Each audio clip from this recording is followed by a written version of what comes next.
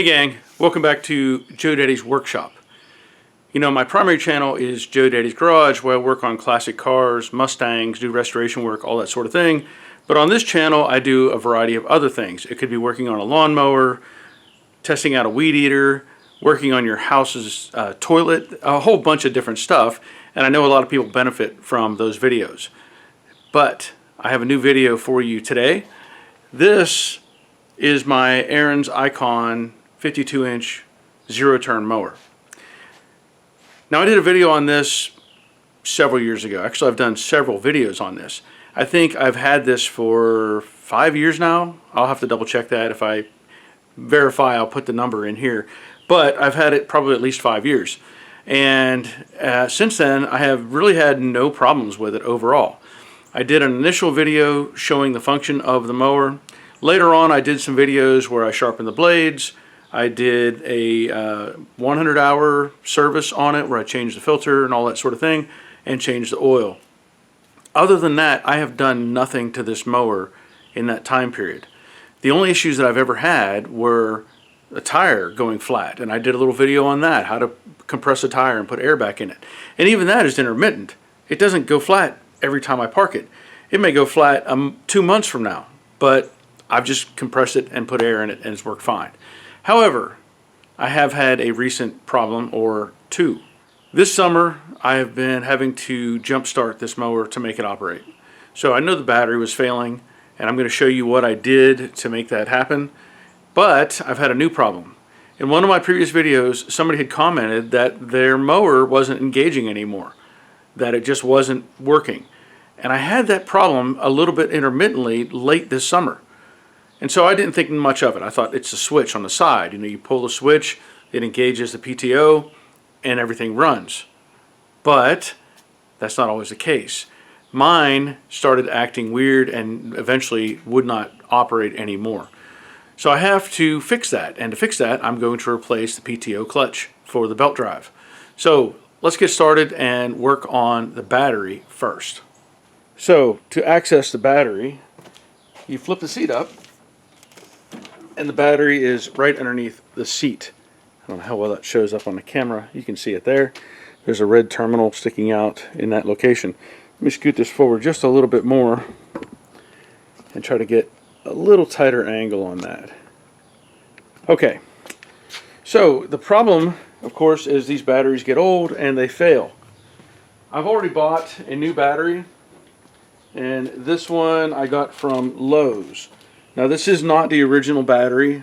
This is original style, where it still has the positive on the rear, let's say, and the negative on the front. So it should be almost a direct replacement for this battery. But I want to show you what I've been doing to make this thing run. Now, I've shown this before. I've done videos on this. This company is called Loki Thor. They sell these little jump boxes. These things are fantastic. This one is not only a jump box, it has a light on the front and an air compressor on the side, and I've used this many times to save myself in situations. So if you're interested in one of these, there will be a link in the description below. You can check it out. But this thing is so simple to use. You plug in the terminals, you connect to the battery, and I can tell you, let me turn the key and just show you. The battery is completely dead. There's nothing going on there. Connect this to the ground, turn the power on, and you're going to hear it start clicking. What it's doing is it's checking the battery to see if it's good or not and whether it needs to induce voltage. So that's what it's doing right now. It's showing 11.5 volts, so this is not a good battery. But I'm going to show you, I'm going to pull the choke and turn the key.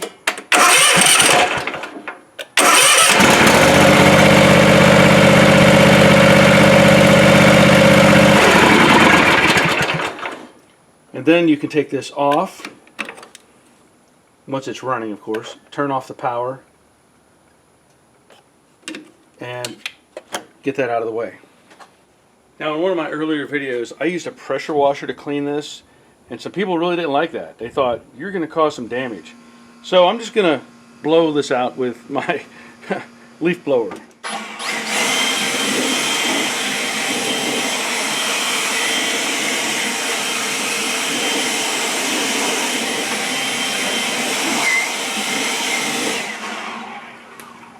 So obviously this battery is bolted in, so it can't go anywhere. I'm going to see, I don't have, let me see what size this is. Hoping it's a 10. It's not a 10, okay. If this is standard size, I will be surprised. Let me just jump a 3/8 on there. 7/16.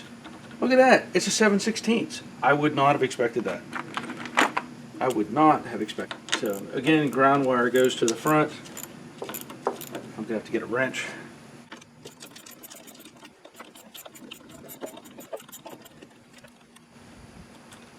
This nut feels like it has a locking feature to it. It's got kind of a crimped area on it. So there is a washer under the nut and the bolt. So there's the ground wire.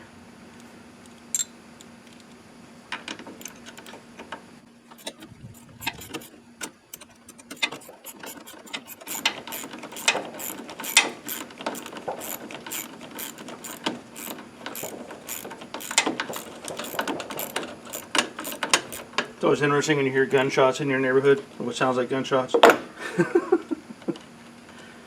So, nut, and this one had the bolt, had the washer on it against the ground wire. Pretty simple. Set those out of the way. Now, there is a bolt here, and a plate, and there's a bolt on the other side. So I'm just going to have to assume that those just come loose. We take the bracket off. How about a ratchet wrench?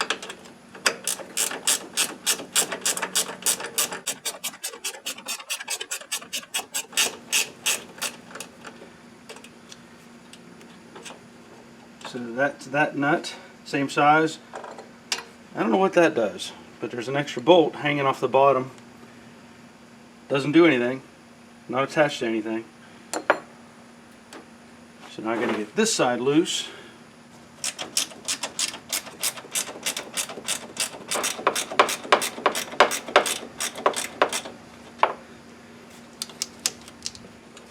Another nut there.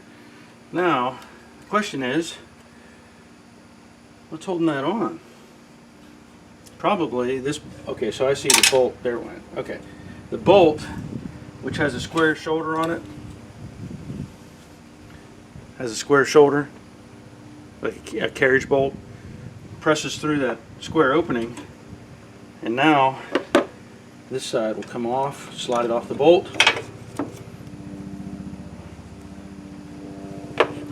and the battery should come right out.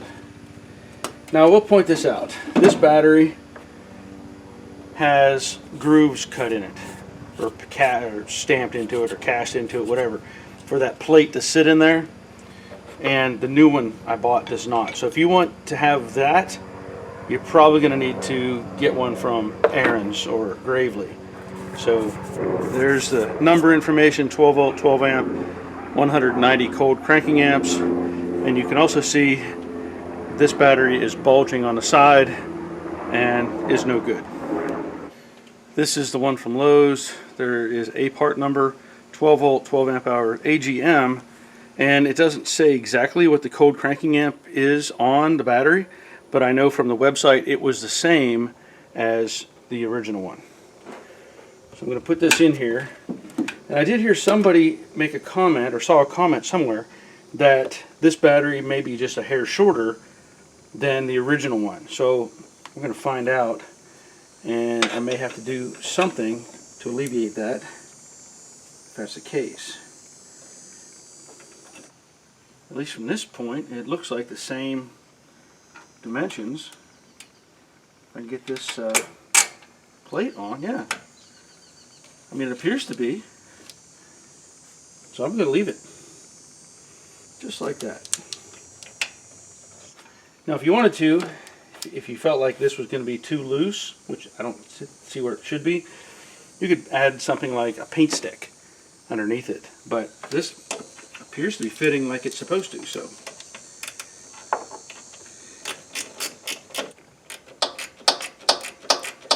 Now I'm putting some pressure on the battery with my thumb on my right hand, just pushing down on the strap.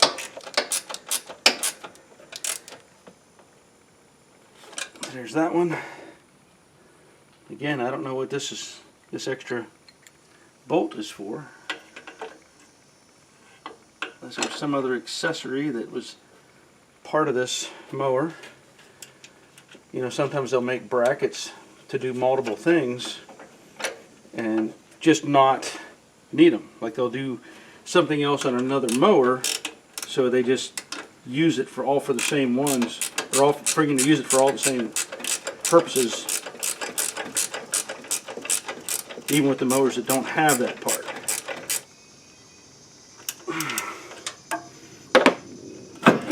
Aha! There is movement. So, I think that's what I'm going to do. I'm going to get a thin paint stick and put underneath that. And I may put it this direction, I don't know yet, because the paint stick will need to stay in there. I'm going to try that. So maybe it's not the best option, I don't know, but that paint stick is now underneath that and it's not moving. That's good enough for me. Take off these little tabs off of the battery. Got your red and your black. And we're going to connect the ground first. And it doesn't really matter how they had it. Just so you reattach the ground to the ground and the hot to the hot.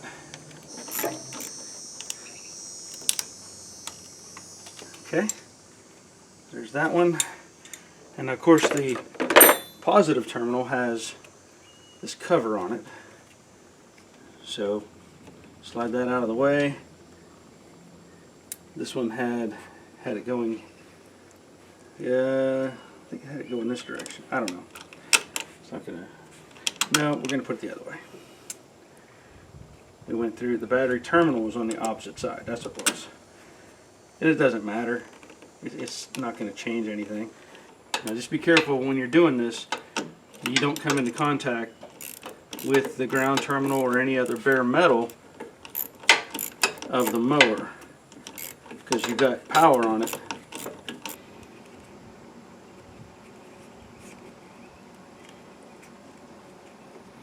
Okay, there it went.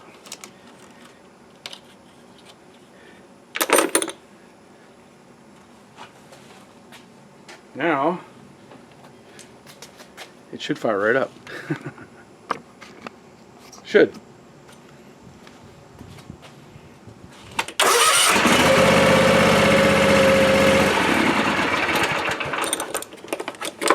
Part one done. Let's move on to the next part. Alright, on to part two. Now, in the first video that I did on this, I talked about this switch right here. And whenever you want to engage the blades, you pull it up and it makes kind of an air sound, but it's electric. It's a PTO, power takeoff. So this engages the switch. So there's a couple things that have to happen. The seat has to be somebody in the seat. The parking brake needs to be off. And I believe it's best to have these at full RPM, or for the engine to function and rotate the blades properly. Now what happens is this switch, some people think it's a switch, but it's not. I'm going to start it up and we're going to see if the blades will come on or not, and then we'll go from there just to see.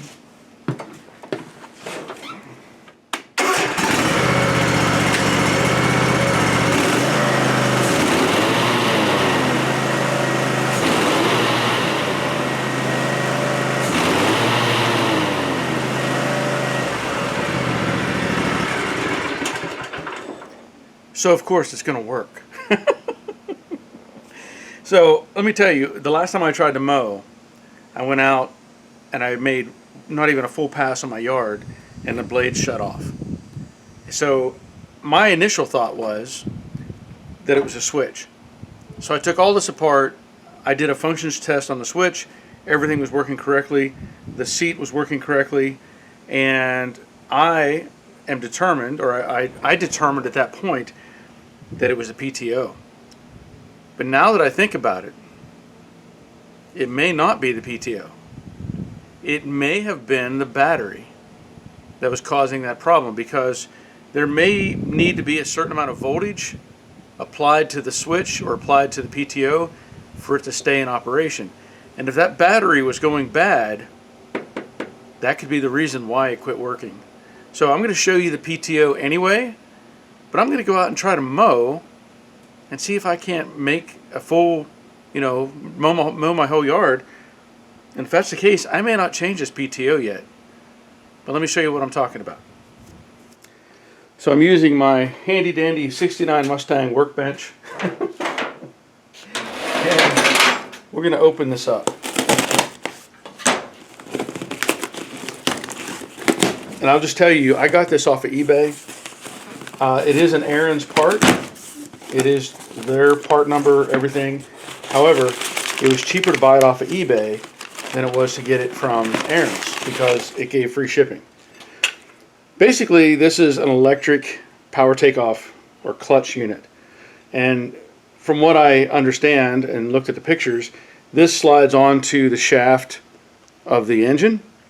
And of course your belt goes in this groove, and it has an electrical switch inside of this. So whenever you pull the switch, it activates the clutch and will engage the mower or engage the belt. So right now, it's not going to do anything. It's stopped. But I'm now wondering if it was really just the battery not giving enough voltage. That is a possibility. So I'm going to go out and try to mow and see what happens.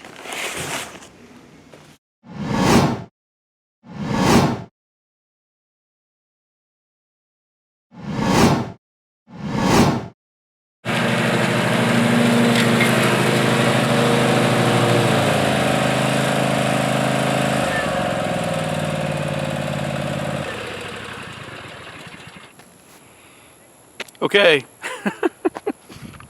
You know what? Hope the wind's not affecting this too much. I'm happy to be wrong this time. Hey, I didn't know if the PTO was bad. I assumed it was bad because it kept cutting out. But now I think it's just the battery. So I'm not going to change it. I'm not going to change that PTO. I'm going to leave it in the box. I doubt that I'll send it back because it may die later. It's one of those pieces that maybe it's worth hanging on to. I don't know. Yeah. Who knew? Who knew that it could be just the voltage was so low, even from the running, because it would keep itself running. Maybe that was it, because I've done it. I've cycled it several times. No issues. So I'm not going to change it. Hope that helps you out. I want to say thanks for watching, and until next time, take care of yourselves. See ya.